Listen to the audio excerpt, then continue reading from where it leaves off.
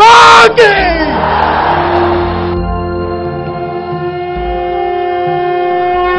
Sir నమస్తే. నమస్తే. చిత్తూరు ఇంకా మీరు ఇక్కడికి వచ్చినారు. ఈరోజు పుంగనూరు నియోజకవర్గంలో సభంతా చూసినారు. ఏ విధంగా అనిపిస్తాం సార్ ఈ సభంతా చూస్తూ ఉంటే?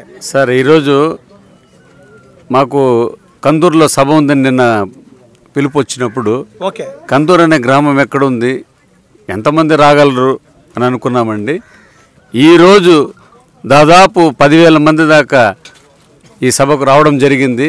ఓకే అందరూ స్వచ్ఛందంగా ఎటువంటి వాళ్లకు తాయిలాలు ఇచ్చి బిర్యానీ పొట్లాలు ఇచ్చి వాళ్లకు కూలీ ఇచ్చి పిలుచుకొచ్చింది కాదండి. జిల్లా నలుమూలల నుంచి పక్క జిల్లాల నుంచి కూడా ఈరోజు స్వచ్ఛందంగా జన సైనికులు రావడం జరిగింది. సక్సెస్ అయిందంటారు? చాలా సక్సెస్ అయిందండి.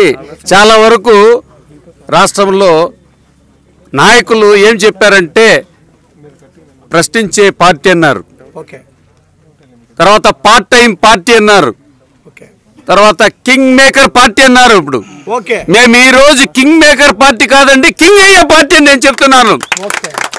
ఆ స్పందన ఇక్కడ కనబడింది.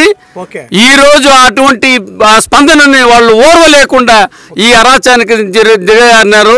ఇంత నీచానికి దిగజారి ఎటువంటిది చేయకూడదు. దమ్ముంటే ధైర్యం ఉంటే నేరుగా ఎక్కడైనా మీరు నిలబడండి, మాట్లాడండి, సబ్జెక్ట్ చేయండి, ఏదైనా మేము డెవలప్ చేస్తామని చెప్పండి. మా జనసేన తీసుకొచ్చిన మేనిఫెస్టోని కాపీ చేసి మీరు చేసుకోవడం కాదండి. జనసేన మేనిఫెస్టోలో అంశాలను మీరు కూడా దాన్ని చేసి చూపించండి. జై జనసేన, జై జై హింద్. ఓకే సార్, నేను మీ దగ్గర ఇంకా ఒక 2 పాయింట్లు అడగాలని అనుకుంటున్నాము. మీరు ఒక లాయర్ వృత్తిలో ఉన్నారు. ఇక్కడ చూస్తే ఎవరో 4 ఆకతాయిలు వచ్చి ఇంతమంది సభను వచ్చేసి డిస్టర్బెన్స్ చేసి స్టాప్ చేస్తూ ఉంటారు.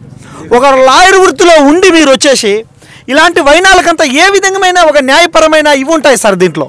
చూడండి, ఈరోజు ఎవరైతే చేశారో వాళ్లకు ఎటువంటి, నాకు తెలిసినంత వరకు ఇది అనాగరికమైన చర్య అని కూడా తెలియదండి. వాళ్ళు ఏదో కూలికి పని చేసేవాళ్ళు తప్ప వేరే వాళ్ళు కాదు. అటువంటి వాళ్ళ గురించి పట్టించుకోను కాదు.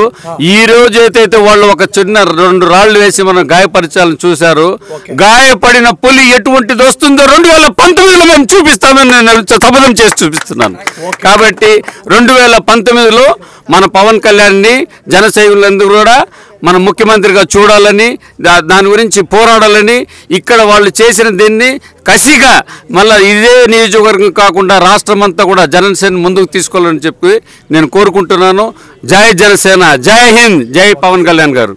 Thank you sir.